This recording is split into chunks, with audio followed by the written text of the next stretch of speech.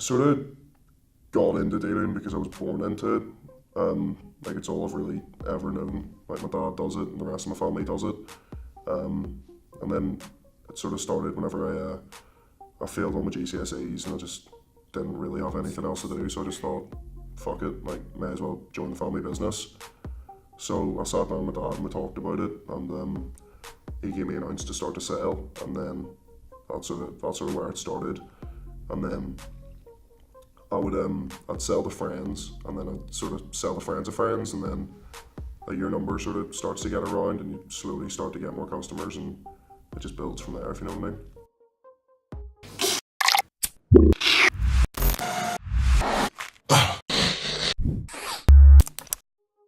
I mean, for me, dealing with suppliers isn't like really a big deal because it comes from my dad.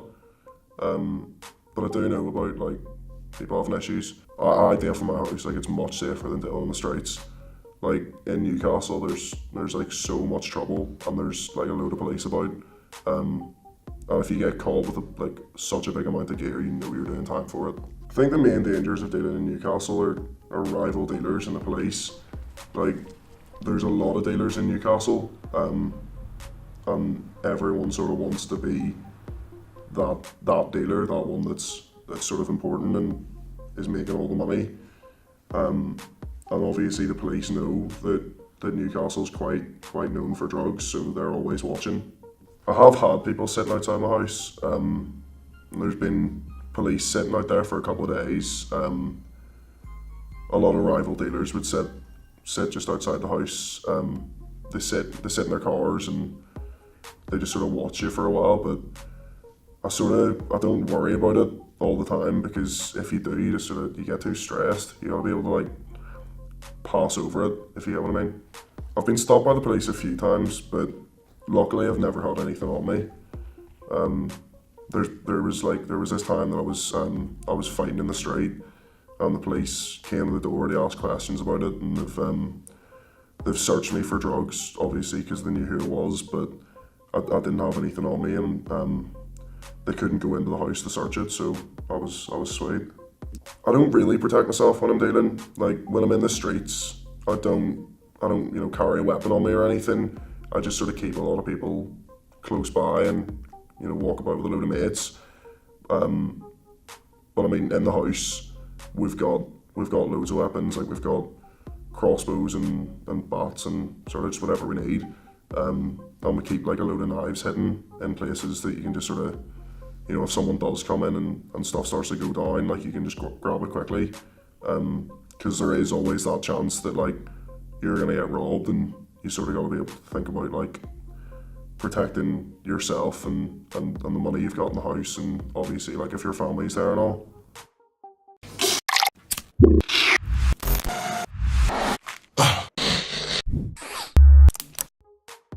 I don't know, like you would think in Newcastle that it would be mostly students that buy off you, but for me it's mostly like people from around my council estate, like where I live.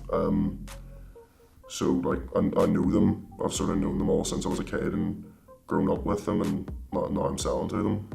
I think a few years ago, like it was ecstasy that people were looking for, but now with the supply and demand and like the quality of the pills coming in, I see a lot more people getting like things like coke and MD.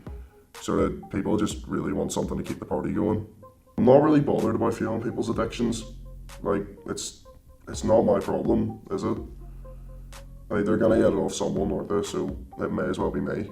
Don't get me wrong, like there is a lot of money in dealing, but it's not this sort of get rich quick scheme that people have the sort of thought that it is. At the minute I'm only making like 300 or 400 quid a week, but my dad's making a couple of thousand, so you see that like when you get into it and people do know you, yeah, you can make a fair bit of money from it, but when you're only starting out, like you couldn't expect to be making anywhere near that amount.